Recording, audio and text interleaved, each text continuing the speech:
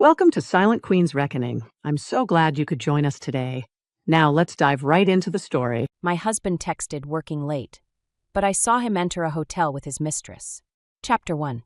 At 8:17 on a rainy Friday night, Elise Morgan's husband texted that he was working late. At 8:21, she watched him step out of a black car in front of the most expensive hotel in the city with his hand on another woman's waist. The message was still glowing on her phone. Longboard call. Do not wait up. Across the street, beneath the bronze canopy of the Valmont Hotel, Adrian Morgan leaned close to a woman in a scarlet coat and smiled in a way Elise had not seen at home for years. The woman laughed, tilted her face toward him, and let him brush rain from her hair with his bare hand. Elise stood under the awning of a closed florist, holding a paper bag of lemon pastries she had bought for him because he said he had not eaten all day. For a moment, the whole city seemed to narrow into three things: the wet shine of the pavement, the white hotel lights on Adrian's wedding ring, and the red coat moving beside him like a warning flag. The woman was not a stranger. Her name was Celeste Vane. She was Adrian's public relations director, 29 years old, polished enough to look effortless and ambitious enough to never stand where there was no camera. Elise had met her twice. Both times, Celeste had called Adrian brilliant in a tone that made the words sound private. Adrian guided Celeste through the revolving doors. He did not look back. Elise did not run after him. She did not shout his name. She did not cross the street and throw the pastries at his chest, although for one clean second she understood why people did dramatic things in movies. Instead, she stood still. Rain tapped the awning above her. Her hair clung to her cheek. The paper bag softened in her hand. Then her phone rang. Adrian. Elise looked through the glass entrance of the hotel. She could see him now in the lobby, standing beside Celeste near the reception desk. He lifted the phone to his ear, while Celeste adjusted the lapel of his coat. Elise answered. Are you home? Adrian asked. His voice was calm, tired, perfectly rehearsed. It was the voice he used with investors when numbers were worse than he wanted to admit. Elise looked at him across the street. Not yet. Do not wait for me. This call may go past midnight. Celeste slid a key card from the receptionist's hand. Adrian accepted it from her with a small smile. Elise felt something inside her go quiet. Must be an important call, she said. It is. The Valmont expansion deal is delicate. I need everyone to stay focused. The irony was so precise it almost made her dizzy. The Valmont expansion deal. Adrian had spent 6 months trying to secure a hospitality partnership for his luxury wellness company, Morgan Well. If the deal went through, he would gain access to 3 flagship hotels, a private spa network, and the kind of prestige that could rescue his company from the quiet debt he thought Elise did not understand. What he did not know was that the Valmont Hotel was no longer controlled by the board he had been flattering. 3 weeks earlier, Elise's late father had transferred his majority voting interest in Valmont Hospitality into her name through the family trust. She had not told Adrian yet. She had planned to tell him tonight. She had even bought pastries first, because some foolish part of her still believed good news should be delivered with sweetness. Elise, Adrian said. Are you listening? She watched him place his hand on Celeste's lower back as they walked toward the private elevator bank. Yes, Elise said. I heard everything. Good. Get some rest. You too. He ended the call. The private elevator doors opened. Celeste stepped inside first. Adrian followed. Elise raised her phone and took one clear photo before the doors closed. Then she walked into the rain. Chapter 2. The Valmont Hotel had belonged to Elise's family longer than Adrian had known her. Not in the obvious way. There was no Morgan family plaque in the lobby, and no portrait of her father hanging near the elevators. The Valmont was held through separate companies, old trusts, and a management agreement that allowed the public board to look more powerful than it was. Elise's father, Harrison Vale, had believed true ownership should not need to introduce itself. Elise used to resent that secrecy. As a child, she watched her father enter rooms through side doors while louder men took credit for decisions he had already made. When she asked why he did not correct them, he told her that applause was expensive. It cost attention, privacy, and sometimes judgment. He preferred control. Elise had not understood then. She understood more as she watched Adrian lie from inside her own hotel. Her father had died in early spring after a long illness. Adrian attended the funeral, said the right words, and left before the reception ended because a product launch required his presence. For 2 months after that, Elise moved through grief like a person walking underwater. Adrian called her distant. He said she had lost her spark. He said their marriage could not revolve around her father's shadow. He never asked what had been left to her. That had been his first mistake. The second was assuming her quietness meant she did not read documents. Elise had spent the last 3 weeks with her father's attorney, Margaret Sloane, learning the structure of the trust. Valmont Hospitality was the largest asset, but not the only one. There were commercial properties, investment accounts, and a private line of credit that Adrian's company had unknowingly been negotiating to access through the hotel partnership. Margaret had explained the situation with the patience of a woman who had seen many charming husbands underestimate many quiet wives. Morgan Well's expansion proposal needed approval from Valmont's controlling interest before any final signing. Adrian believed he was courting the hotel board. In truth, the board could recommend, but Elise could approve or reject. Tonight, Adrian thought he was entering the Valmont as a powerful suitor. He was entering as a tenant in a building his wife could close to him with one phone call. Elise did not make that call yet. She crossed the street after the elevator doors closed and entered the lobby through the main doors. Warm air wrapped around her, carrying the scent of polished wood, white lilies, and expensive perfume. The marble floor reflected the chandelier light. Guests in dark coats moved toward the bar. A pianist played near the lounge, soft enough that no one had to listen unless they wanted to. The receptionist looked up with practiced brightness. "Good evening, ma'am. Welcome to the Valmont." Elise wiped rain from her phone's screen. "Good evening. Is Mr. Julian Hart on duty?" The receptionist's smile changed. She had not expected that name from a woman with wet hair and a pastry bag. "May I ask who is calling?" "Elise Vale Morgan." The receptionist froze for half a second. Then she stood straighter. "One moment, Ms. Morgan. Not Mrs. Adrian Morgan. Ms. Morgan." The title landed gently, but Elise felt it. Within 2 minutes, Julian Hart appeared from the executive corridor. He was the Valmont's general manager, a tall man in his 50s with silver-rimmed glasses and a face that rarely gave anything away. He had worked for her father for 20 years. When he saw Elise, concern moved through his expression. "Ms. Morgan." She held up the phone, showing only enough of the photo for him to understand. Julian did not ask unnecessary questions. "My office," he said. They walked through a side corridor lined with framed black and white photographs of the hotel through different decades. Elise remembered visiting this hallway as a girl, touching the frames while her father spoke with managers. Back then, she thought the hotel was an elegant maze. Tonight, it felt like a witness. Julian's office overlooked the service courtyard. It was quiet, practical, and far from the glitter of the lobby. Elise set the pastry bag on the desk. Only then did she realize her fingers were trembling. Julian noticed but did not comment. "Which room?" she asked. He checked the system. His mouth tightened. "Presidential Residence, East Tower. Registered under a corporate hospitality hold connected to Morgan Well." Elise closed her eyes briefly. The presidential residence. Adrian had once told her that room was reserved for heads of state, visiting founders, and people who paid enough to avoid being named. Elise remembered laughing and saying she would like to see it someday. He had kissed her forehead and said maybe, when his company was bigger. Tonight he had taken Celeste there. With a corporate hold connected to the company, he claimed was working late. "Who authorized the hold?" Elise asked. Julian turned the screen slightly. The request came through Mr. Morgan's office. It was approved by interim partnership access, pending the expansion talks. That access can be revoked. Elise looked at the screen. There was Adrian's name. Celeste's name appeared as an authorized guest. Below that, a note requested privacy from front desk calls. No housekeeping until morning and champagne on arrival. Champagne. The word was small and obscene. Elise did not cry. Her sadness had gone somewhere deep, where it could not slow her hands. "Preserve all records," she said.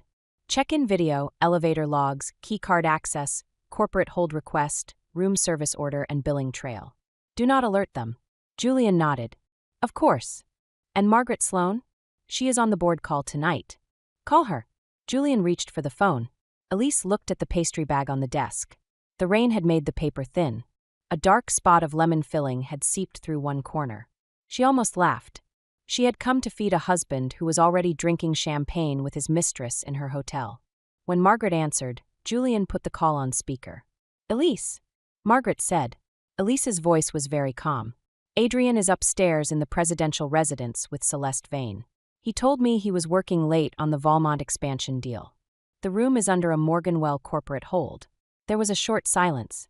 Then Margaret said, "Do not confront him alone." "I won't." "Good. Tonight is not only marital misconduct.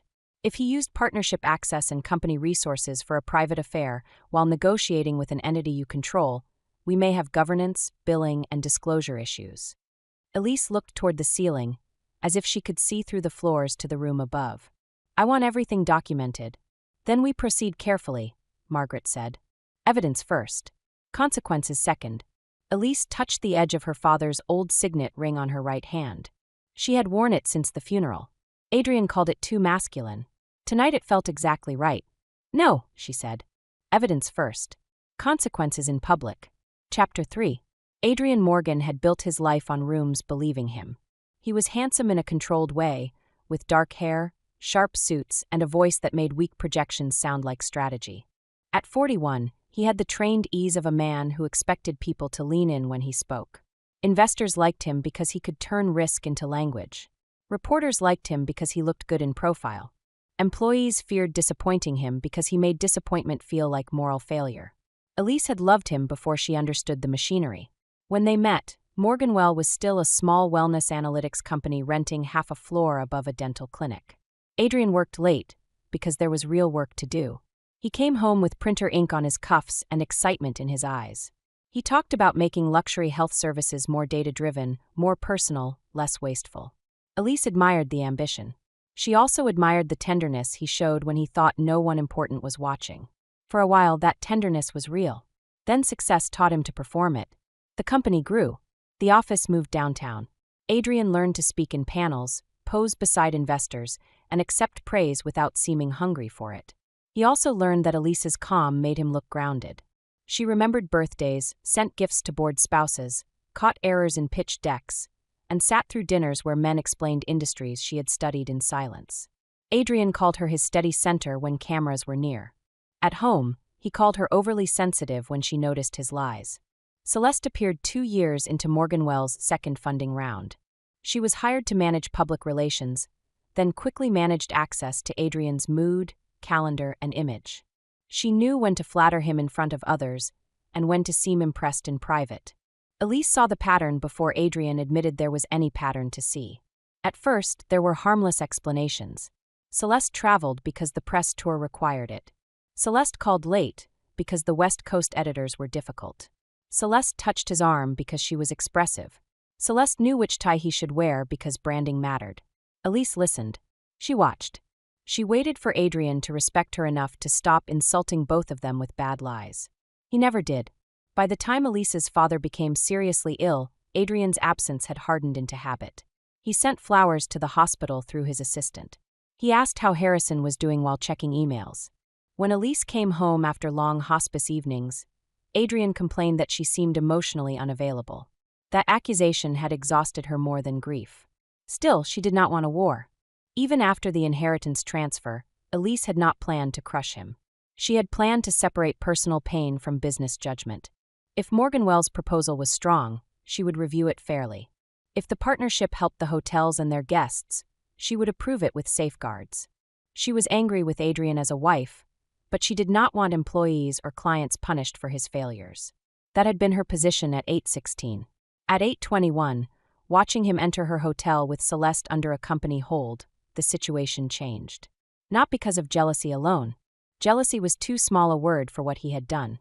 He had used business access for a private betrayal. He had lied about working on a deal while exploiting the hospitality privileges connected to that deal.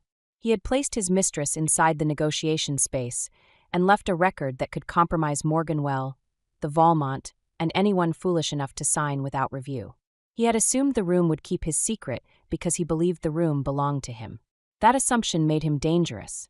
In Julian's office, Elise changed from a wife in shock to a controlling stakeholder with work to do. Margaret Sloan arrived at the hotel 40 minutes later in a black raincoat, carrying a leather folder and the expression of a person who had already anticipated 6 legal problems. She was 60, compact and unsentimental. Her gray hair was cut to her jaw. Her eyes missed very little. She found Elise standing beside Julian's desk, reading the corporate hold request. "You are sure you want to act tonight?" Margaret asked. Elise looked up. "No, I am sure I have to." Margaret placed the folder on the desk. Then we keep the steps clean. First, revoke discretionary partnership privileges. Second, preserve records. Third, notify the board chair that no expansion signing may proceed without a conflict review. Fourth, decide whether to allow Mr. Morgan to attend tomorrow's investor breakfast. Elise's face tightened. Tomorrow's investor breakfast. Adrian had talked about it for weeks. Morganwell was hosting a private breakfast in the Valmont's conservatory for investors, hotel board members, and wellness industry guests. Adrian planned to present the expansion as nearly secured. He had told Elise's spouses were not needed because the meeting would be technical. Now she understood. Celeste would be there. Elise would not have been. "Is my name on the breakfast program?" she asked. Julian checked. "No." Margaret's mouth flattened. "Convenient." Elise looked at the guest list. Adrian Morgan, founder and CEO. Celeste Vane, Chief Communications Officer. Board representatives. Investors. Valmont Interim Committee. No Elise. Her father had once said exclusion was often the first draft of theft. "Add my name," Elise said. Julian looked at Margaret. Margaret nodded. As controlling trustee. Elise kept her eyes on the list. No public announcement tonight. Let him think the morning is his. Julian asked whether security should remove Adrian from the room. Elise considered it. The image was tempting. Adrian escorted through the lobby in last night's shirt, Celeste hiding behind sunglasses, staff watching with professional silence. It would be satisfying. It would also make him a victim too early. Adrian was best exposed when he believed he still controlled the stage. "No," Elise said. "Let them stay." Margaret studied her. "That will hurt. It already hurts." "Then why wait?" Elise looked toward the hotel tower. "Because tomorrow he is going to stand in front of investors and claim he built access to the Valmont. I want the room to know exactly whose access he abused." Margaret gave the smallest nod. "Your father would have approved the patience." Elise swallowed the ache that rose at that. She did not feel patient. She felt like a woman holding a blade by the wrong end and refusing to bleed where anyone could see. Chapter 4. Adrian came downstairs at 6:42 the next morning. Elise watched from the security office, seated beside Julian and Margaret, while the elevator camera showed him stepping into the corridor outside the presidential residence. He wore the same shirt from the night before, open at the collar beneath a fresh suit jacket delivered by the concierge at his request. Celeste followed 3 minutes later in a cream dress and oversized sunglasses, her red coat folded over one arm. They did not leave together. That almost made Elise laugh. After a night in a room tied to his company account, Adrian still believed separation in the hallway counted as discretion. The security monitors showed his route from the East Tower to the executive lounge, then to the conservatory. Celeste took the service elevator to the lower level and appeared near the event entrance 5 minutes later, suddenly professional, suddenly bright, suddenly carrying a tablet as if she had been working since dawn. Elise looked away from the screen. She had slept for 90 minutes in a guest office under a wool blanket Julian found in housekeeping. At 3 in the morning, she had nearly gone home. At 4, she almost called Adrian just to hear him lie again. At 5, she washed her face in the executive restroom, pinned her hair low, and put on the black suit Margaret's assistant brought from a 24-hour stylist service. Now she looked like her father on a difficult day. That steadied her. The investor breakfast began at 7:30 in the conservatory, a glass-walled room filled with citrus trees, white tablecloths, and expensive restraint. Rain washed the roof in silver sheets. The city beyond looked clean and distant.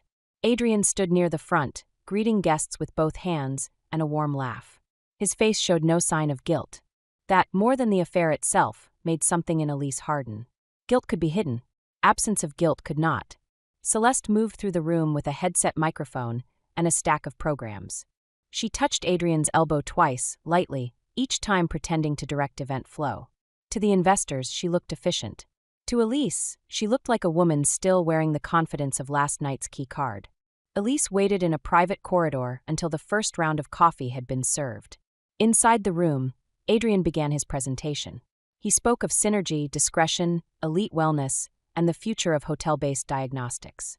He described Morganwell's proposed partnership with the Valmont as a model for national expansion. He thanked the Valmont Interim Committee for its trust. He thanked Celeste for her tireless work. He did not mention his wife. He did not mention the woman who owned the voting control required for the deal. Then he made the sentence Margaret had predicted he would make. "We are aligned with Valmont leadership and prepared to move into final approval. Margaret looked at Elise. Elise opened the door. The conservatory quieted by degrees. First one guest noticed her. Then another. Then Celeste saw her from the side of the room and went very still. Adrian, still facing the screen, did not notice until the attention shifted away from him. He turned with the smile of a man expecting a late investor. The smile died. Elise walked in slowly, not for drama, but because the room deserved time to understand that she was not lost. Julian followed a few steps behind. Margaret came after him with the leather folder. Adrian recovered first. "Elise," he said, folding surprise into charm. "I did not know you were coming." That was true. She stopped near the front table. Clearly. A few guests glanced at each other. Celeste moved forward with a tight smile. "Mrs. Morgan, this is a closed business breakfast. We can have someone show you to the lounge." Elise looked at her. Celeste's smile stayed in place, but the color in her cheeks changed. Adrian laughed softly, performing calm for the room. "My wife has had a difficult few months. Her father passed recently. Elise, this may not be the best time." There it was. The public reduction. Grief as incompetence. Wife as interruption. Husband as patient manager of female emotion. The room accepted the frame for half a second. Only half. Julian stepped forward. "Ms. Vale Morgan is expected," he said. "Her seat is at the principal table." Adrian's eyes cut to him. "Julian, this is not necessary." "It is," Julian replied. Celeste's grip tightened around her tablet. Elise saw the investors begin to recalculate. Principal table. Expected. Julian's tone. Margaret's folder. Something had entered the room that did not fit Adrian's version. Adrian walked toward Elise and lowered his voice. "What are you doing?" She looked at his collar. A tiny line of lipstick, poorly wiped away, remained near the edge. "Listening to your board call," she said. He froze. The words were quiet enough that only he heard them, but his face told the room they mattered. Elise moved past him and took the empty seat Julian had added at the front. The place card read Elise Vale Morgan, controlling trustee, Valmont Hospitality Trust. Celeste saw it. Adrian saw it. The investors saw both of them seeing it. No one spoke. For years, Adrian had placed Elise beside him as a wife when it helped his image, and outside the room when he wanted control. Today, the room had placed her at the center without asking him. Margaret set a folder in front of Elise. Adrian returned to the podium, but his rhythm was gone. He clicked to the next slide too quickly. His voice stayed smooth, yet his hand tightened around the remote. Celeste forgot to advance a program note. One investor whispered to another. A board member leaned back and folded his arms. Elise listened. She let Adrian continue. She let him speak for 9 more minutes about trust, discretion, premium service, and long-term alignment. Then she raised her hand. Adrian stopped mid-sentence. "Yes," he said. Elise looked at the room, not at him. "Before any final approval is discussed, I need clarification on Morganwell's use of Valmont partnership privileges." The room tightened. Adrian's smile became smaller. "Administrative details can be handled later. They affect governance." Margaret opened the folder. Celeste took one step back. Elise saw it. Adrian did too. The morning had found its first crack. Chapter 5. Elise did not mention the affair first. That would have let Adrian reduce everything to marriage drama. He would have softened his voice, invoked grief, and made the room uncomfortable enough to prefer his version. He knew how to turn a wife's pain into an obstacle to business. So Elise began with records. Margaret distributed a 1-page summary to the principal investors and the Valmont committee. It was simple. Date, time, corporate hold request, authorized guests, suite category, billing path, special privacy instructions, and pending partnership access. No adjectives. That made it worse. The room read in silence. Adrian placed the remote on the podium. "This appears to be an internal hotel matter." Elise looked at him. "It is a partnership integrity matter." He smiled with patient disbelief. "Elise, you are new to this structure. Hospitality holds are common during negotiations. For business use." "Correct. Was the presidential residence used for business last night?" The question did not need volume. It moved through the conservatory with surgical calm. Celeste's face went pale beneath her makeup. Adrian's eyes flicked toward her, then back to Elise. "We had late preparation for this morning." Elise nodded once. "Preparation with champagne, no housekeeping, no front desk calls, and 2 guests entering by private elevator after you told me you were on a board call." A sound moved through the room. Not loud, more like air leaving several lungs at once. Adrian's jaw tightened. "This is inappropriate," he said. "You are using a personal misunderstanding to disrupt a major business meeting." There was the move. Personal misunderstanding. Elise had expected it. "No," she said. "I am identifying a conflict before this room relies on a false statement of alignment." An investor named Nora Whitcomb set the summary down. She was known for funding companies only after tearing apart their governance. Adrian had courted her for months. "Mr. Morgan," Nora said, "did you use Valmont negotiation privileges to book the presidential residence last night?" Adrian turned toward her. Morganwell had authorized access. "That is not what I asked." His smile hardened. "The room was connected to preparation for this morning." Nora glanced at Celeste. "Was Ms. Vane present for that preparation?" Celeste opened her mouth, then closed it. Adrian answered for her. "Celeste manages communications. Her involvement was appropriate." Elise watched Celeste absorb the answer. Adrian had not protected her. He had converted her into a business function. That was the first time Celeste looked afraid. Margaret spoke next, her voice level. "For clarity, Valmont Hospitality Trust has revoked discretionary partnership privileges granted to Morganwell pending review. No final approval is available today." Adrian's face changed. For the first time, the business consequence landed fully. "You cannot revoke access during a live negotiation," he said. Margaret looked at him as if he had complained about gravity. "The controlling trustee can." Adrian turned to Elise. "Controlling trustee?" The room became still enough to hear rain on the glass roof. Elise did not answer immediately. She gave him time to understand that every flattering lunch, every carefully worded email to the interim committee, every confident remark about final approval had been missing the person with the vote. She was not enjoying his shock, but she did recognize its cost. "My father transferred his majority interest before he died," she said. "I control the trust that controls Valmont Hospitality." Adrian looked as though someone had removed a floor beneath him. Celeste gripped the back of a chair. Elise continued, "I intended to tell you last night." Several faces turned toward Adrian. He knew what they were hearing. He had texted working late. He had entered the hotel with Celeste. He had slept in the presidential residence under partnership access. While his wife was prepared to tell him she controlled the deal he needed, he had been upstairs with his mistress. No accusation could have arranged him more neatly than the timeline. Adrian tried to recover. "Elise, I understand how this looks. Do you?" The question was soft. He did not answer. Celeste suddenly spoke. "I was told the room was approved for executive preparation." Adrian turned sharply. Celeste saw the warning in his face and faltered, but the room had heard enough. Nora Whitcomb asked for all Morganwell-related privileges to be suspended until independent review. Another investor requested disclosure of any personal use of company or partner resources.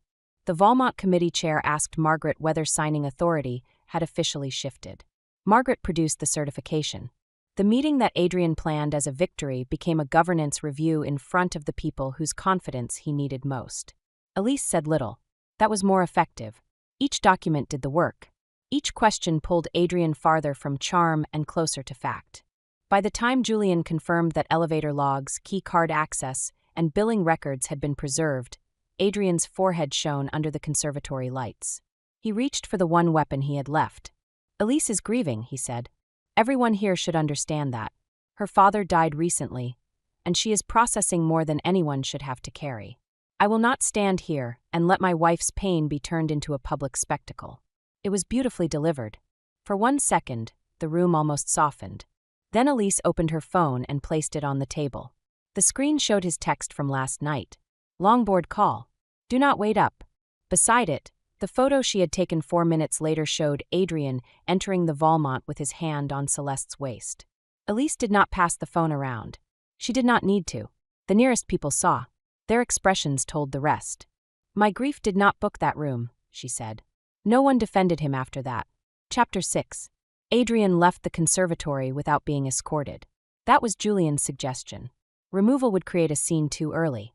Letting him walk out under his own power made the damage look voluntary and therefore worse. Adrian understood the distinction. He kept his chin raised, nodded once to the investors, and said Morganwell would cooperate fully with any review. The words were polished. His hand shook when he picked up his folder. Celeste did not follow immediately. She stood near the side table, tablet held against her chest, eyes moving from Adrian to Elise to the closed folder in Margaret's hands. The red coat was gone.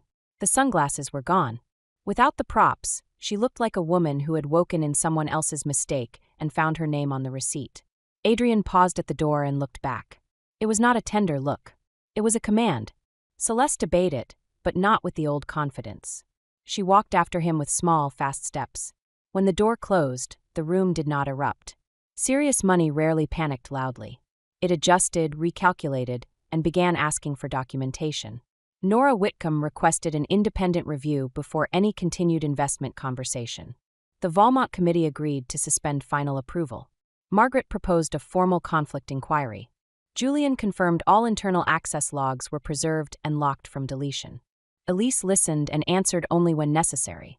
Her voice stayed calm, but under the table her fingers pressed into her palm hard enough to leave half-moon marks. The business part of the morning was clear. The personal part kept arriving late in flashes. Adrian's hand on Celeste's waist. The key card. The champagne note. His voice on the phone telling Elise not to wait up. The way he had used her grief as a shield in front of investors. Each memory came with a small aftershock. By 11, the conservatory had emptied. Julian stayed to supervise staff clearing the tables. Margaret closed her folder and looked at Elise with uncommon gentleness. "You should go home." Elise looked around the room. Which home? The question escaped before she could stop it. Margaret understood. The townhouse where Elise lived with Adrian was legally half hers, practically filled with his choices, and emotionally contaminated by years of being told she was imagining things. Her father's old house stood empty. A suite in the Valmont could be prepared in minutes. None of them felt like home.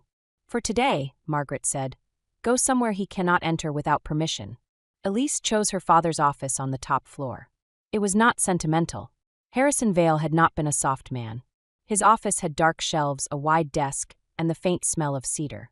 There were no family photographs on the desk, only a brass lamp and a tray for incoming documents. But inside the top drawer, Elise found a wrapped peppermint, a spare pair of reading glasses, and a note in his handwriting that said, "If Elise asks for the old hotel maps, give her the blue folder, not the public archive." She sat in his chair and covered her mouth with one hand. The grief came then. Not loud, not pretty.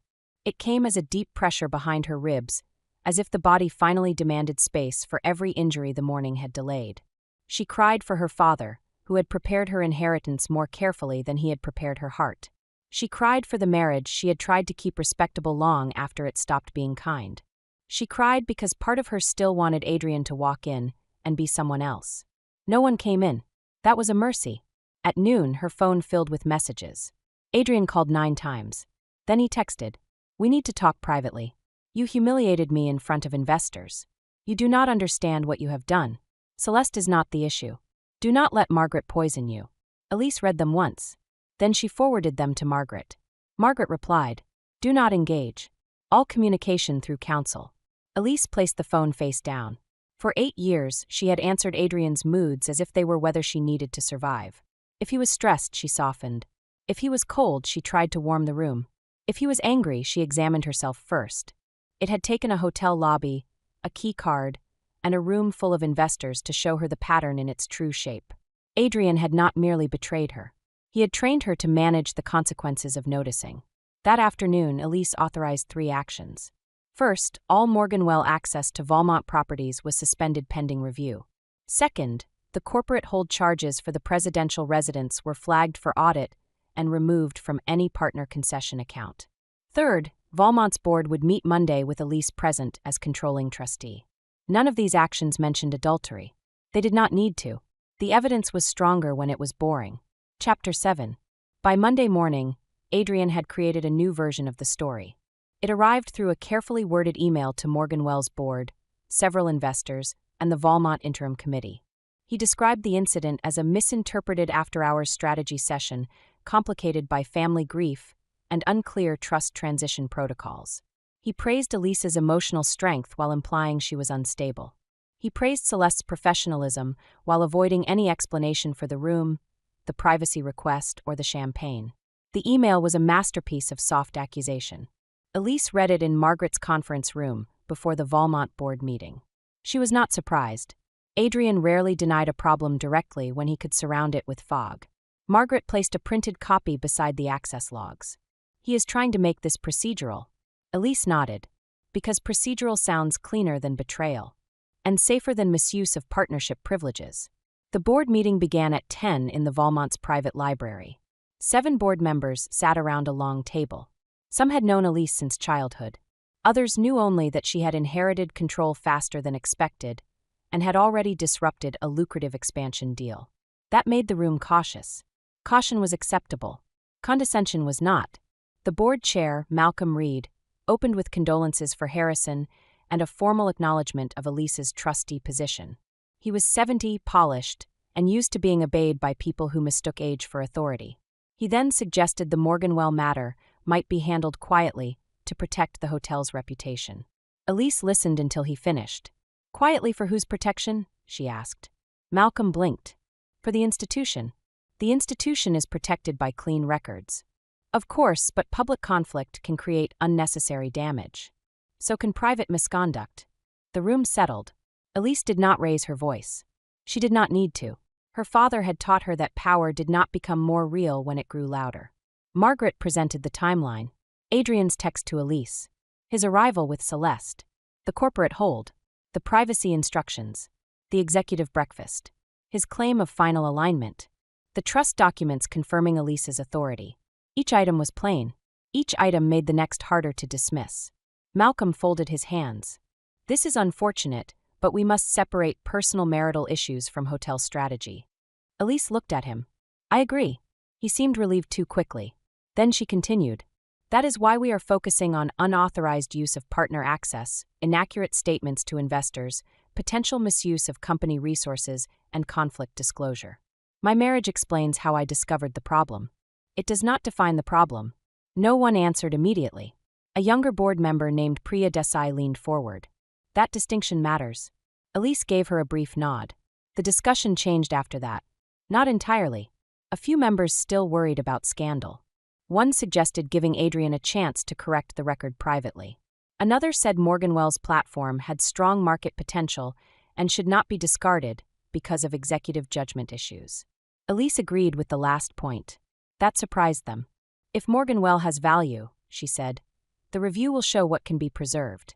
But no deal will move forward under false alignment, undisclosed conflicts, or executive pressure. If the company wants future consideration, it will need independent governance, clean billing, and a leadership plan that does not depend on Adrian's charm. Margaret almost smiled. By the end of the meeting, the board approved an independent review and suspended all expansion negotiations for 30 days. Julian would oversee preservation of hotel records. Margaret would coordinate with outside counsel.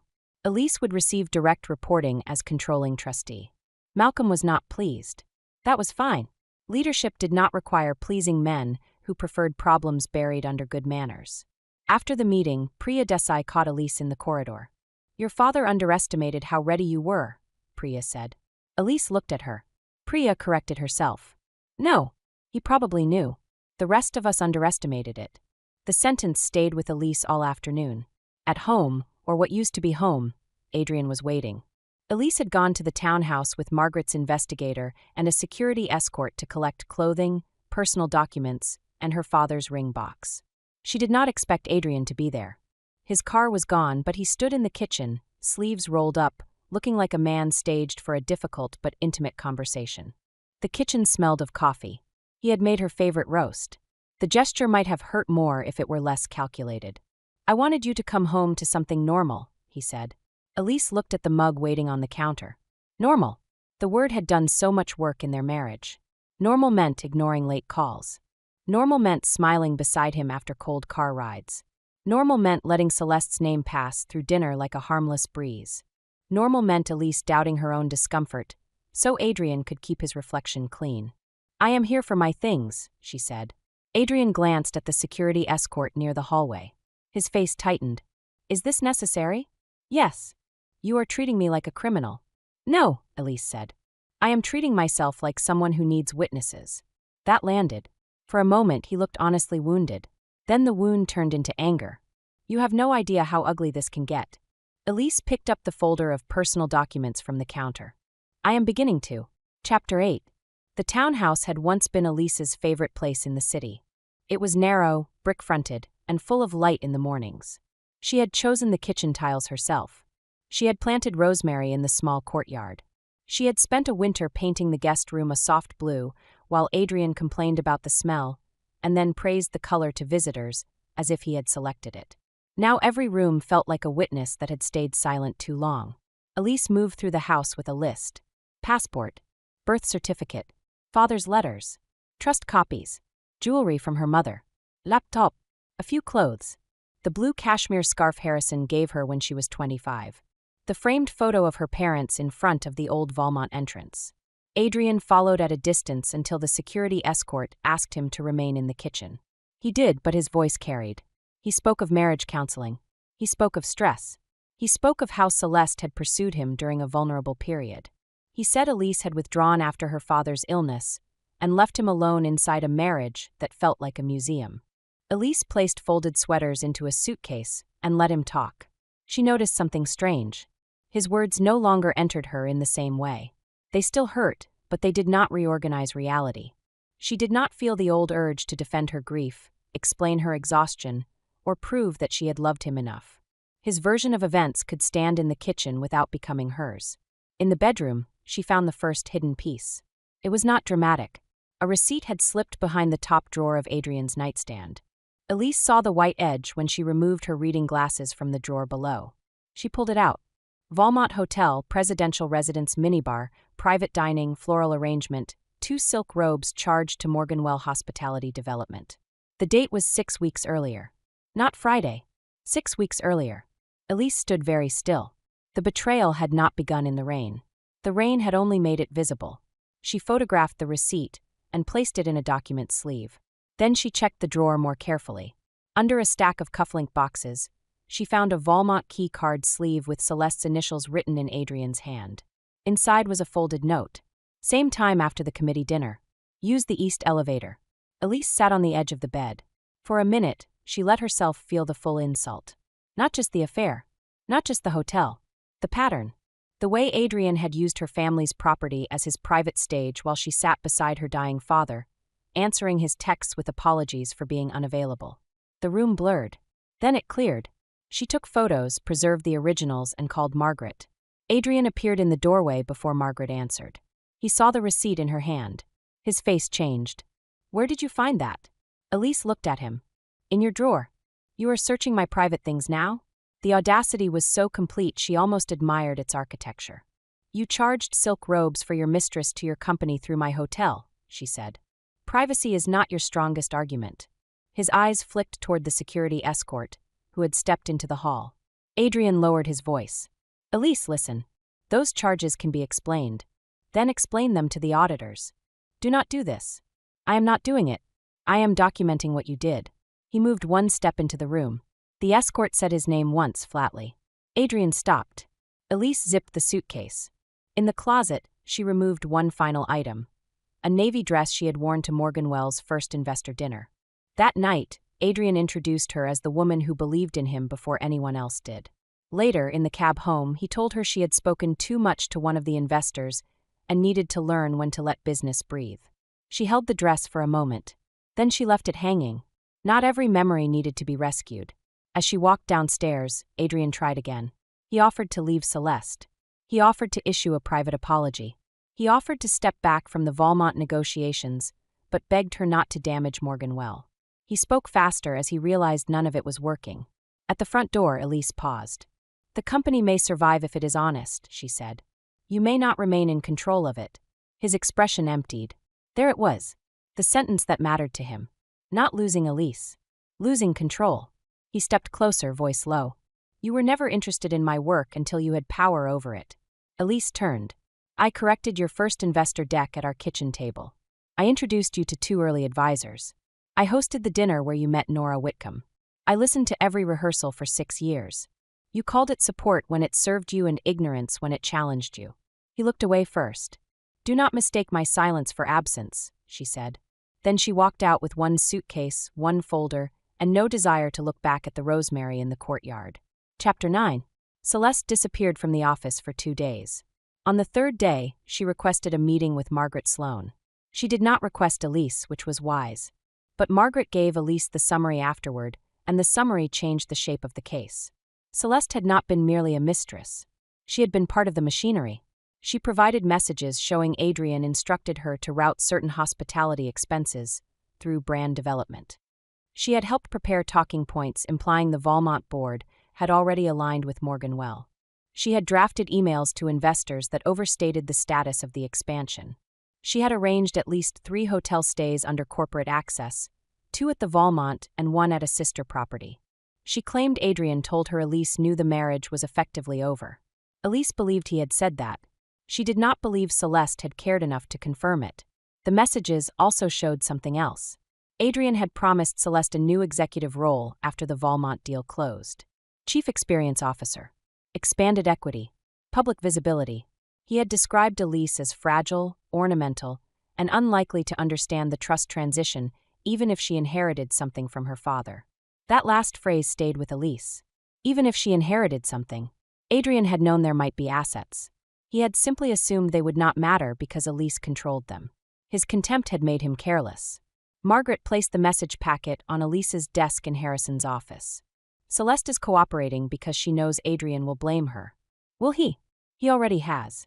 Elise looked toward the window. The city was bright after days of rain. Below, guests moved in and out of the Valmont under the bronze canopy, unaware that the building had become the center of a private collapse. What happens to her? That depends. She has exposure. Misuse of company resources, investor communications, possibly misleading statements. Cooperation helps, but it does not erase responsibility. Good. Margaret studied her. You do not sound vindictive. I am tired. That is often safer. The Morganwell board called an emergency meeting the next morning. Elise did not attend. She did not need to. The board had the records, the investor concerns, and the Valmont suspension. Nora Whitcomb demanded independent counsel. 2 board members who had once praised Adrian's visionary leadership now spoke of fiduciary duty. The language of loyalty shifted quickly when liability entered the room. By evening, Adrian was placed on temporary leave pending review. He sent Elise one message from a new number. I hope you are happy. She stared at it for a long time. The answer was no. Happiness was not what arrived after betrayal. At least not immediately. What arrived first was clarity, and clarity was cold. It illuminated the damage without warming the room. Elise blocked the number. That night, she slept in a Valmont suite overlooking the river. Julian had sent tea and a simple dinner. Margaret had sent a list of decisions for the morning. The bed was enormous and unfamiliar. For the first time in years, no phone buzzed beside her with Adrian's late excuses. The silence felt too large. Then slowly it began to feel clean. At 2 a.m, Elise woke from a dream of the hotel lobby. In the dream, she kept watching Adrian enter with Celeste, but the doors never closed. They kept turning, glass panels reflecting the same moment again and again. She sat up, heart racing. The city lights shimmered beyond the window. Her father's ring lay on the bedside table. Her suitcase sat open on a chair, half unpacked because she had not yet decided how temporary this life was. She got out of bed and opened the curtains. The Valmont sign glowed above the avenue. For years, Elise had thought inheritance meant receiving things after loss. Buildings, accounts, documents, names on paper. Now she understood it also meant receiving unfinished obligations. Her father had left her control, but control was not comfort. It was a demand to choose. Would she use power only to punish Adrian? Would she hide the scandal to protect appearances? Would she become so afraid of looking emotional that she ignored the damage? Elise knew the answer to each question before dawn. No, she would not protect Adrian from consequences. She would not protect the hotel by pretending its privileges had not been abused. She would not let personal pain make her reckless with employees, investors, or guests who had done nothing wrong. She would be precise. That precision became her first real piece. Chapter 10. The review lasted 4 weeks. It was slower than gossip wanted and faster than Adrian expected. Investigators examined billing records, access logs, investor communications, expense approvals, and internal Morganwell messages. They interviewed Celeste twice. They interviewed Julian, 2 executive assistants, a finance manager, and several board members who suddenly remembered concerns they had not raised when Adrian was still powerful. The final report did not read like revenge. It read like a map of entitlement. Adrian had used negotiation privileges for personal hotel stays. He had allowed or directed expenses to be categorized as brand development. He had overstated Valmont's commitment to investors. He had failed to disclose his intimate relationship with the communications officer involved in partnership messaging. He had pressured staff to treat personal requests as strategic needs. He had not stolen millions. He had done something more common and, in some ways, more revealing. He had treated every boundary as negotiable because he believed he was valuable enough to cross it. The Morganwell board removed him as CEO 2 days after receiving the report. The announcement was brief. Adrian Morgan would transition out of leadership. An interim CEO would be appointed. Morganwell would strengthen governance and cooperate with Valmont's review. No one used the word fired. Everyone understood it. Celeste resigned the same day. Her statement praised the company's mission and expressed regret for errors in judgment. It did not mention Elise. That was wise too. Adrian did not go quietly, but he went. His attorney challenged parts of the report. He accused unnamed parties of weaponizing private matters. He hinted that Elise had acted out of personal animus. The claims found some attention online for a day, then faded when Nora Whitcomb publicly confirmed her firm supported the governance review. Money had many flaws. One useful quality was that it made certain people stop pretending not to hear facts.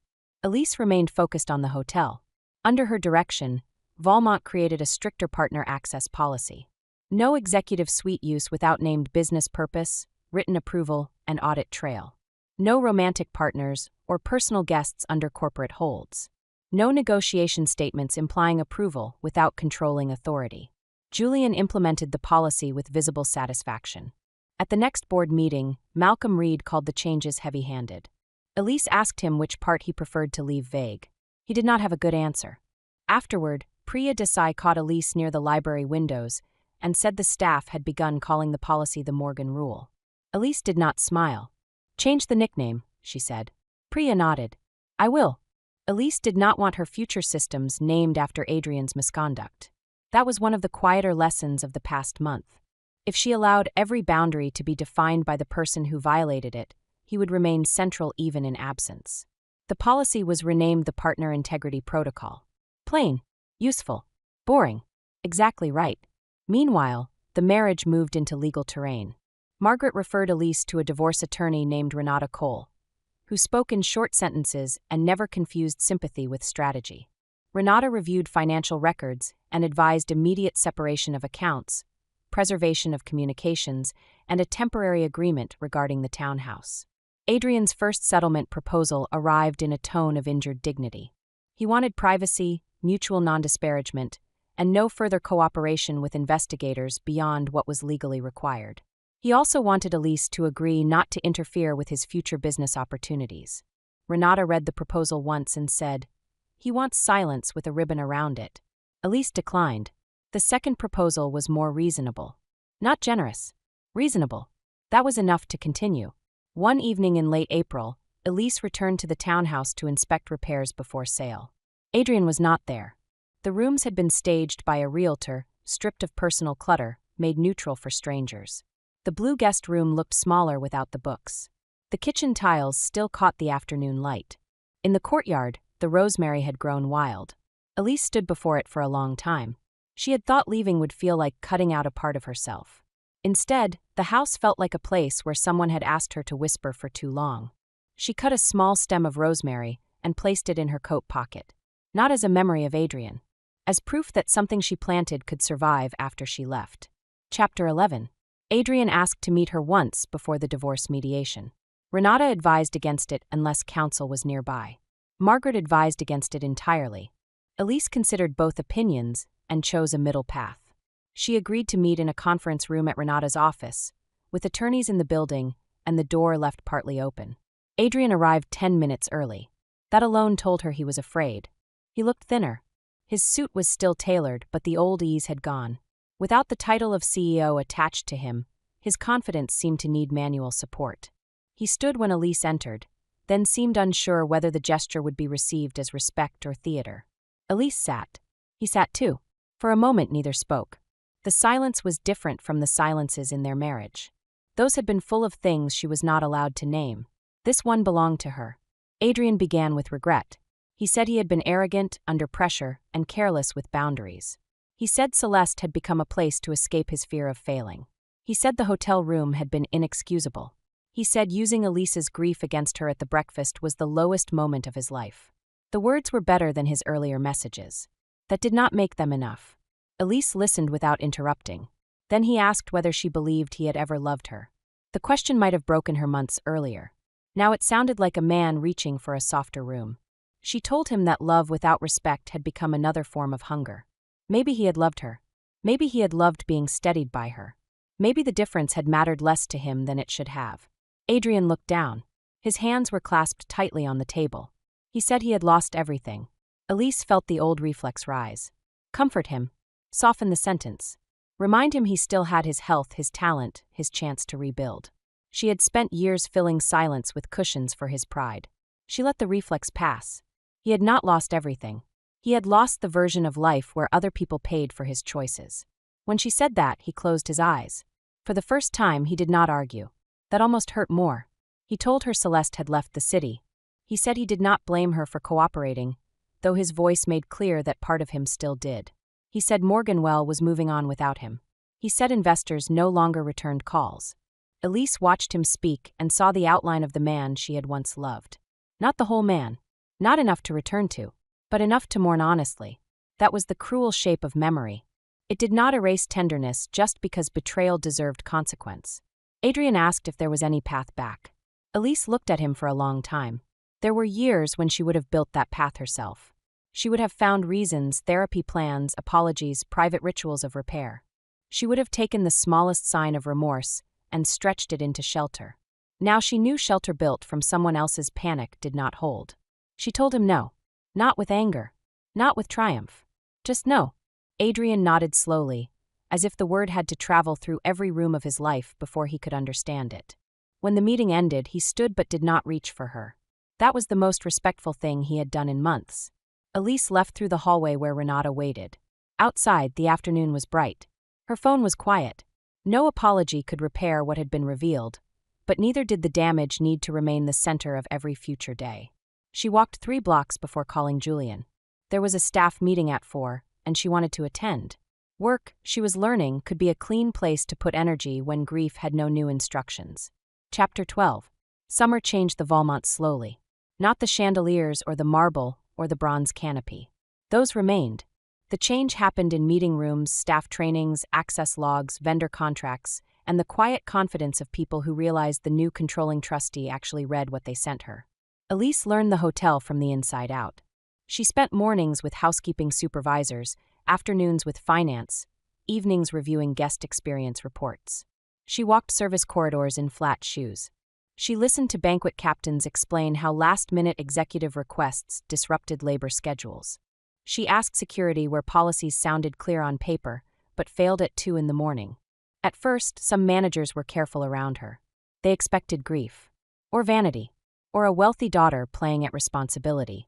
What they found was a woman who took notes, asked follow-up questions, and remembered answers. Julian became both guide and guardrail. He corrected her when she tried to solve too much too quickly. Margaret corrected her when she trusted a verbal assurance that needed a written trail. Priya Desai pushed the board to modernize oversight. Together, they made the Valmont less dependent on private understandings and more loyal to clear authority. Elise's father would have approved most of it. He might have complained about the software upgrade. The thought made her smile for the first time in days. The divorce settled in July. Adrian kept a smaller share of marital assets than he wanted and more dignity in the paperwork than he deserved. Elise kept the townhouse sale proceeds owed to her, her separate inheritance, her father's ring, and the legal right to stop being introduced as Mrs. Morgan when she did not want the name. She did not change her name immediately. People expected symbolism. A clean break. A restored maiden name. A public declaration. Elise refused to rush even that for the satisfaction of others. Vale belonged to her father. Morgan belonged to a marriage that had wounded her. Elise belonged to herself. She would decide the order when the decision felt like freedom instead of performance. In August, Valmont reopened the renovated rooftop garden. It was a project Harrison had approved before his illness worsened. The space had olive trees in wide planters, pale stone paths, and a view of the river at sunset. Elise held a small staff reception there before the public launch. No press. No investors. No speeches longer than 5 minutes. She thanked the teams who had carried the hotel through a difficult year. She thanked Julian for keeping standards steady. She thanked the people whose work guests noticed only when it failed, which meant most of them had been invisible because they were excellent. The staff applauded. Elise felt the sound differently than gala applause or investor attention. This was not about scandal. It was not about Adrian. It was not even about her inheritance. It was about work done well.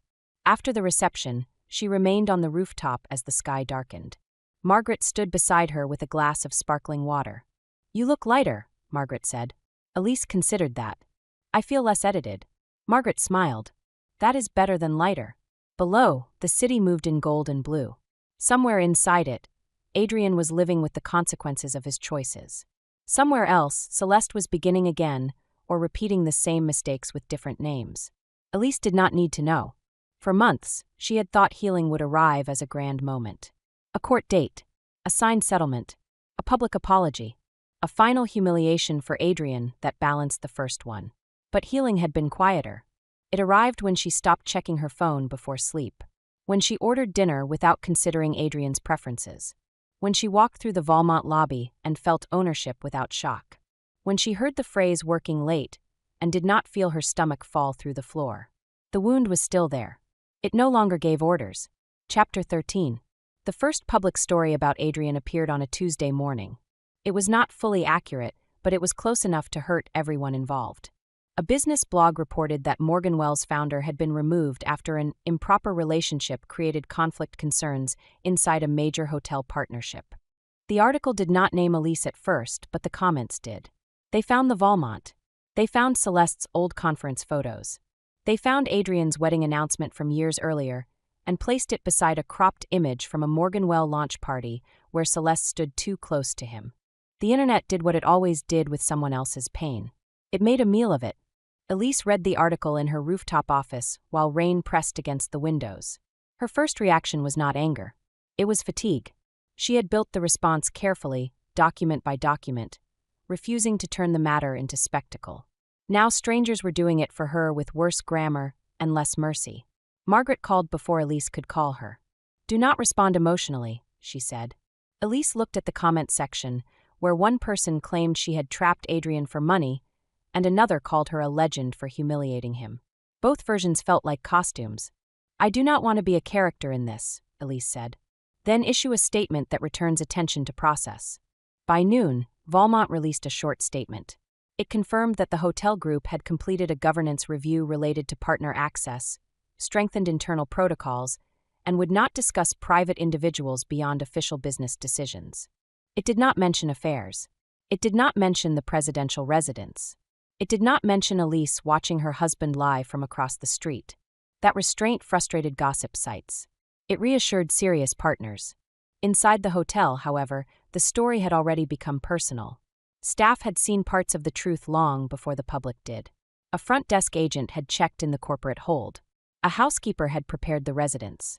A concierge had arranged the suit jacket. A security supervisor had preserved the elevator footage. Each had done their job, and each now worried the scandal might turn back on them. Elise called a staff meeting in the lower ballroom. She did not stand on a stage. She stood on the same floor as everyone else, with Julian beside her and Human Resources Counsel near the wall. More than 100 employees gathered in rows. Front desk, housekeeping, security, food service, events, maintenance, spa, finance, and night management. Some looked curious. Some looked tense. Some avoided her eyes. Elise understood why. Powerful people often demanded evidence, then punished the workers who preserved it. She would not allow that pattern here. "I know many of you have heard rumors," she began. "Some are true. Some are incomplete. Some are not worth repeating. What matters inside this hotel is simple. Employees who followed policy, preserved records, or reported concerns will not be punished for doing their jobs." Several shoulders loosened at once. Elise continued. "If any executive, partner, guest, board member, or manager asks you to hide a record, change a charge, ignore a policy, or treat private conduct as business use, you have the right to report it. You also have the right to protection afterward." Julian's expression remained formal, but Elise saw approval in his eyes. She explained the new reporting channel, the anonymous option, and the independent review path. She kept the sentences short. She did not make the staff responsible for her personal pain. She did not ask them to admire her. She asked them to trust the rule because the rule would apply even when the person breaking it had status. When she finished, a night auditor raised his hand. He was a thin man with tired eyes and a badge that read Marcus. He said some guests became aggressive when staff refused unofficial requests, especially if they believed they knew owners or executives. Elise asked him to describe the usual pattern. Marcus did. He spoke carefully at first, then more plainly. Guests used names. They threatened reviews. They claimed special relationships with board members. Sometimes staff gave in because refusing a loan at midnight felt dangerous. Elise listened without interrupting. By the end of the meeting, she had asked Julian to create a 24-hour escalation line for staff facing pressure from high-status guests. She also approved a policy that no employee would be disciplined for delaying a questionable request until a supervisor reviewed it. The staff applause afterward was not loud. It was better than loud. It was relieved. That evening, Elise walked the service corridor with Marcus and the night manager. The corridor was plain, with gray walls, practical lighting, and carts parked neatly near the freight elevator. It was not the glamorous Valmont guests photographed. It was the hotel that made the glamorous one possible. Marcus showed her where the old camera angle missed part of the east elevator hall. The night manager explained how executive privacy requests sometimes bypassed regular shift notes. Elise took notes and approved a camera adjustment before dinner. On the way back upstairs, Julian said her father had once spent 3 nights learning the laundry system after a linen vendor overcharged the hotel. Elise smiled faintly. Did he fix it? He fired the vendor and promoted the laundry supervisor. That sounded like Harrison. The public story continued for another week. Some strangers praised Elise, as if revenge were the whole point. Others accused her of destroying a man over an affair. Adrian's supporters repeated that private pain had been weaponized. Celeste's old posts vanished. Morganwell's new leadership stayed silent and kept working. Elise did the same. She learned that public opinion was a room with no exits and too many mirrors. If she entered it looking for justice, she would lose hours of her life to people who did not know the cost of the facts they were arranging for entertainment. So she stopped reading. Instead, she reviewed staff protections, finalized the partner policy, and approved a quiet bonus for the teams pulled into the review. Not a public reward, not hush money, a recognition that integrity often added labor before it added praise. At the end of the week, Marcus sent Julian a note saying the night shift felt safer. Julian forwarded it to Elise without comment. She printed it and placed it in her father's blue folder. It was not dramatic. It mattered. Chapter 14. The most difficult invitation came from the hospital foundation. 3 months after the scandal, the foundation asked Elise to speak at a small donor luncheon about ethical partnerships in hospitality and wellness. It was not a glamorous event, but the guest list mattered. Healthcare administrators, hotel owners, compliance officers, and investors who had watched the Morganwell situation from a careful distance. Elise's first instinct was to decline. She did not want to become the woman people invited when they wanted a polished betrayal story with governance lessons attached. She did not want strangers looking at her and imagining the hotel lobby, the red coat, the key card, the presidential residence. She had no interest in turning pain into a brand. Margaret agreed with most of that. Then she asked one question. Can the speech help prevent another organization from making the same mistake? Elise hated how often Margaret's questions were useful. She accepted on strict terms. No personal details. No panel title about scandal or reinvention. No promotional language about a wronged wife. The topic would be partner access, documentation, and protecting staff from executive pressure. The luncheon took place in a private dining room at a different hotel. Elise appreciated that. The room was quiet, with pale walls and a view of winter trees. No bronze canopy. No east elevator. No ghosts she had to step around. Before the speech, an older donor approached her and said she had been very brave. Elise thanked her, though the word brave still felt strange. Much of what she had done had not felt brave. It had felt necessary. It had felt sickening. It had felt like walking carefully while holding a bowl filled to the rim. When Elise stood to speak, she placed 1 page of notes on the lectern. She did not tell the story the room expected. She spoke about access. Access to rooms. Access to accounts. Access to staff time. Access to institutional reputation. Access to the credibility of a trusted brand. She explained that misconduct often entered through small permissions. A suite booked without a clear purpose. A charge coded vaguely. A staff member told not to ask questions. A guest treated as too important for normal procedure. A meeting described as aligned before approval exists. None of those details sounded dramatic by themselves. Together, they could become a system that protected the wrong person. Elise kept her voice steady and her sentences clean. She said organizations failed when they relied on personal trust where written authority belonged. She said staff needed safe ways to pause requests from powerful people. She said privacy was important, but privacy without accountability became a luxury for misconduct. The room listened more closely than she expected. During questions, one hospital administrator asked how to balance discretion for high-profile donors with internal controls. Elise answered from the place the last year had built in her. Discretion should protect legitimate privacy, not erase responsibility. If a process cannot survive being written down, the process is probably protecting the wrong interest. Several people took notes. Another guest asked whether personal betrayal had made her too strict. The room tightened. Margaret, seated near the wall, lifted her chin slightly. Elise did not rush. She looked at the guest, a man with a pleasant face and careless confidence, and answered without heat. Personal betrayal made her notice the issue. The records proved it mattered. Good governance did not depend on whether her feelings were convenient. The man looked down at his plate. Afterward, a young operations director waited until the others left. She said her company had a senior executive who often used partner spaces for unclear private meetings. She had been afraid to report it because everyone liked him and she did not have proof of anything criminal. Elise felt the old coldness move through her, not fear this time, but recognition. She told the woman to document policy gaps, not rumors. Preserve dates, requests, approvals, and billing paths. Ask for process clarification in writing. Find counsel if retaliation seemed possible. Do not carry the whole institution alone. The woman nodded with wet eyes. In the car afterward, Elise sat beside Margaret and looked out at the winter streets. "That is why you told me to accept," she said. Margaret's mouth curved slightly. "I only asked a question." A pointed one. Useful questions often are. Elise leaned back against the seat. Something had shifted during the luncheon. Not healed completely. Not transformed into gratitude. She would never be grateful for Adrian's betrayal.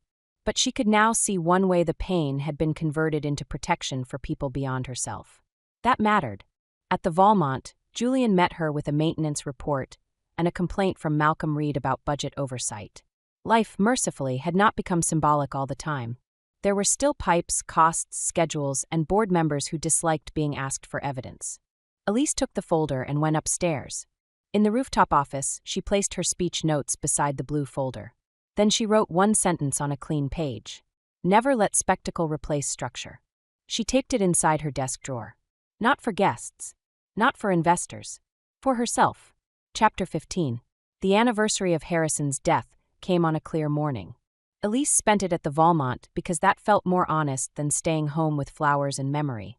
She visited the old executive archive where her father kept hotel maps, early contracts, and handwritten notes about renovations. Julian brought the blue folder Harrison had mentioned in the note. Inside were plans for parts of the hotel Elise had never seen. There were service tunnels from the original building, a closed tea room behind the East Ballroom, and a small rooftop office that had once belonged to the founder's daughter. On the final page, Harrison had written, "For Elise, if she ever wants a room no one assigned to her." The sentence struck deeper than she expected. A room no one assigned to her. So much of her married life had been spent accepting assigned spaces. The seat beside Adrian when he wanted a stable image. The table away from negotiations when he wanted freedom. The role of grieving daughter when he needed her competence dismissed. The role of emotional wife when he needed facts softened. Her father, in his guarded way, had left her a different instruction. Find a room of your own. By September, the old rooftop office had been restored. Not lavishly. Elise did not want a throne. She wanted a working room with a desk, shelves, a long table for documents, and windows that opened toward the river. She hung one photograph inside. Harrison standing in the unfinished lobby in 1987, sleeves rolled up, looking annoyed at whoever held the camera. The first document she signed there was the final approval for the Partner Integrity Protocol across all Valmont properties.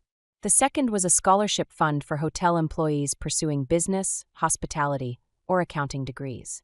The third was a letter declining any renewed partnership conversation with Morgan Well until the company completed a full year under independent leadership. The work was not glamorous. It was hers. One afternoon, Nora Whitcomb visited to discuss a separate wellness vendor. She paused at the office window and said she had underestimated Elise at the breakfast. Elise did not rush to make her comfortable. Nora respected that. Adrian sold confidence well, Nora said. Yes. You sell something better. Elise looked at her. What is that? Proof. The word stayed with Elise long after Nora left. Proof had become the spine of her new life. Proof in records. Proof in actions. Proof that calm was not weakness. Proof that betrayal could be answered without becoming careless. Proof that a woman could be hurt and still govern well. In October, Elise hosted the first advisory dinner she designed herself. Not Adrian's investors. Not his board. Hers. The guest list included hotel operators, healthcare compliance experts, labor representatives, privacy counsel, and 2 technology founders with reputations for clean governance. The dinner was held in the restored tea room, not the grand ballroom. No one sat at a more important table because all tables had been arranged in a square. Elise opened with a simple statement. Valmont would pursue innovation, but not at the cost of integrity.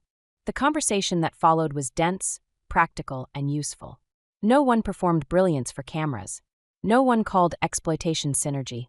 No one treated discretion as permission to hide misconduct. After dessert, Julian told Elise the staff liked this group better than the old Morganwell crowd. Elise asked why. He said they looked people in the eye when asking for coffee. That answer mattered more than several investment memos. Late that night, after the guests left, Elise walked alone through the lobby. The chandelier light reflected on the marble. The revolving doors turned slowly as a couple entered from the avenue. The front desk team greeted them by name. Elise stopped near the place where, months earlier, Adrian and Celeste had crossed the lobby toward the private elevator. The memory rose. It no longer swallowed the room. She could see it now as one event in a larger life, not the center of the story. A painful door, not the house. She touched her father's ring and kept walking. Chapter 16. Adrian's apology arrived in November. It came as a handwritten letter delivered through counsel, which meant Renata read it first. She called Elise and said it was not legally dangerous, only emotionally inconvenient. Elise almost declined to read it. Then she decided fear should not choose for her. The letter was 6 pages long. Adrian wrote that he had entered treatment for anxiety and compulsive approval-seeking. He wrote that losing Morgan Well had forced him to see how much of his identity depended on being admired. He wrote that Celeste had not ruined their marriage. He had. He wrote that using Harrison's hotel was an act of arrogance he would never be able to excuse. For once, he did not ask for anything. No meeting. No reconsideration. No request for silence. No hint that her inheritance had changed her. At the end, he wrote, I used to think your quietness meant you would always make room for me. Now I understand that you were making room for both of us, and I kept filling it with myself. Elise read the sentence twice. Then she placed the letter on her desk and looked out over the river. It would have been easier if the apology were bad. Easier to dismiss, easier to hate, easier to file away with the other documents.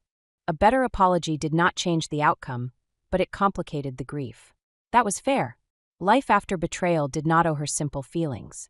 She wrote a reply 3 days later. It was short. She acknowledged receipt. She hoped he continued doing the work. She made clear that their marriage was over and would remain over. She wished him accountability before success. Renata approved the wording.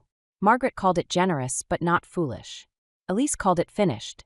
In December, the Valmont held its winter staff celebration in the grand ballroom. Elise almost canceled the formal program, afraid the room would remind her too much of old performances. Julian persuaded her not to let bad memories own useful spaces. He was right. The ballroom looked different, filled with employees and their families. Children ran carefully between tables until parents pulled them back. Chefs who usually worked behind doors stood near the dessert station in clean jackets. Housekeepers wore evening clothes and laughed with security staff. The pianist played holiday standards without trying to impress anyone. Elise gave a brief toast. She did not mention Adrian. She did not mention scandal. She spoke about trust as a daily practice, not a slogan. She thanked teams who protected guests they would never meet again. She announced the first recipients of the Employee Scholarship Fund. When one young front desk agent began to cry after hearing her name, The room applauded with such warmth that Elise had to look down for a moment. Later, Julian brought her a small plate of lemon pastries. Elise stared at them. For a second, she was back under the florist awning, holding a rain-soft paper bag while Adrian lied from across the street. Julian realized too late. "I am sorry. I did not think." Elise picked up one pastry. "No," she said. "It is all right." She took a bite. The lemon was bright, sharp, and sweet. The memory did not vanish. It changed shape. That, she realized, was another kind of victory.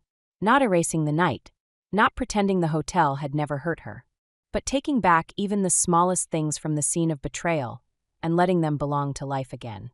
Chapter 17. A year after the rainy Friday, Elise stood beneath the bronze canopy of the Valmont Hotel and watched the evening lights come on. She had not planned the timing. The board meeting ran late, a vendor call took longer than expected, and by the time she stepped outside, the avenue had the same wet shine she remembered from that night. Rain misted through the air. Cars moved slowly along the curb. Guests hurried under umbrellas toward the revolving doors. Her phone buzzed. For one strange second, her body remembered before her mind did. The old reflex tightened her stomach. Working late. Do not wait up. A lie delivered in a rectangle of light. She looked down. It was a message from Priya Desai. Board packet approved. Clean vote. Go home before Julian starts guarding the elevator. Elise smiled. The body learned fear quickly. It learned safety more slowly. She no longer resented that. Healing was not proof that nothing hurt. Healing was the ability to feel an old echo and still remain in the present. She put the phone away. Through the lobby glass, she saw the hotel moving as it should. The front desk team handled arrivals. A concierge bent to help an older guest with a suitcase. In the lounge, two executives argued politely over a contract while a server refilled water without interrupting. No one inside knew the exact place where Elise had stood a year earlier with pastries in her hand and a marriage collapsing in real time. That was all right. Not every wound needed a plaque. Elise stepped into the lobby. Julian met her near the flowers with a folder in hand. The final Morganwell report arrived, he said. She had expected tension. Instead, she felt only curiosity. Morganwell had stabilized under new leadership. The company had repaid disputed expenses, corrected investor statements, and implemented independent oversight. It had not regained Valmont's partnership. Another vendor had earned that opportunity through a cleaner process. Adrian had no role in either company. Elise read the summary and handed it back. "File it." Julian nodded. "Anything else?" She looked around the lobby. There was always something else. A hotel was a living argument against finality. Rooms turned over. Guests arrived. Pipes failed. Staff changed. Contracts needed review. Flowers wilted and were replaced. Work continued. That used to exhaust her. Now it comforted her. "No," she said. "That is enough for tonight." She walked toward the private elevator, then stopped. The East Tower elevator stood at the end of the corridor, polished and quiet. The same elevator Adrian and Celeste had used. For months, Elise had avoided it without admitting she was avoiding it. She took other routes, used service stairs, pretended convenience was the reason. Tonight, she pressed the button. The doors opened. The elevator was empty. Elise stepped inside. As it rose, she watched her reflection in the brass doors. She looked calm, but not because nothing had happened. She looked calm because the woman in the reflection had stopped asking betrayal to explain her worth. At the rooftop office, she opened the windows to the rain-cooled air. The city smelled clean. On her desk lay hotel reports, scholarship applications, and a small vase of rosemary from the old townhouse courtyard. It had rooted in water weeks ago. Soon she would plant it in a real pot. She sat and took off her father's ring, turning it once in her palm. For a long time, she had believed the night at the hotel was the moment she lost her marriage. Later, she thought it was the moment she gained power. Now she understood it more simply. It was the moment she stopped mistaking access for love. Adrian had access to her patience, her labor, her family rooms, her sympathy, her silence. He treated access as ownership. When she finally closed the door, he called it cruelty because he had forgotten the door was hers. That was the lesson she kept. Love without respect was not intimacy. It was occupation. Trust without honesty was not loyalty. It was unpaid labor. Silence without choice was not peace. It was disappearance. Elise did not disappear. She signed the last document of the evening with her full name. Elise Vale Morgan. One day she might change it. One day she might not. The power was in the choosing. Outside, rain moved softly over the city. Inside, the hotel continued breathing around her, not as a monument to what had happened, but as proof of what could be governed after pain. The husband who texted working late had believed he was stepping into a secret room. He had actually stepped into the truth. And Elise, who had arrived with pastries and a breaking heart, walked out of that truth with her name, her evidence, her boundaries, and a life no longer built around waiting for a man to come home. In the months that followed, she stopped measuring progress by whether Adrian still crossed her mind. Some days he did. A familiar cologne in an elevator, a phrase from an investor, or the glow of a late-night message could still pull a thread from the past. But the thread no longer dragged her backward. She could notice the memory, name it, and keep walking. That became her private definition of freedom. Not forgetting. Not pretending she had never been fooled. Not turning herself into a woman too hard to be hurt again. Freedom was the ability to trust her own perception before someone else's explanation. It was the right to pause when a story felt wrong. It was the right to ask for records, to leave a room, to end a call, to choose silence because she wanted peace rather than because she feared punishment. The Valmont changed with her in small, visible ways. Staff began using the escalation line without apology. Board packets became clearer. Partner agreements became shorter and stricter. The rooftop office became a working room instead of a symbol. Elise held meetings there with windows open when weather allowed, and people learned that if they brought vague language, she would ask what it meant in practice. She was not always graceful. Sometimes she was impatient. Sometimes a harmless delay felt like the beginning of an old pattern. Sometimes she reread a document 3 times because trust had become something she rebuilt with evidence. But she no longer apologized for needing clarity. The people worth keeping adjusted. The people who preferred fog found easier rooms elsewhere. One evening, Julian found her in the lobby after a long event, watching a young couple check in for their anniversary. The husband carried the luggage. The wife held the reservation printout and corrected the spelling of their name with a shy smile. Nothing about them belonged to Elise, yet the ordinariness touched her. For a moment, she wondered whether love would ever feel simple again. Then she let the question pass without forcing an answer. Her life did not need to be solved before it could be lived. She had the hotel, the work, her father's unfinished maps, the rosemary now growing in a clay pot near her office window, and a self she was still learning without Adrian's shadow over every choice. That was enough.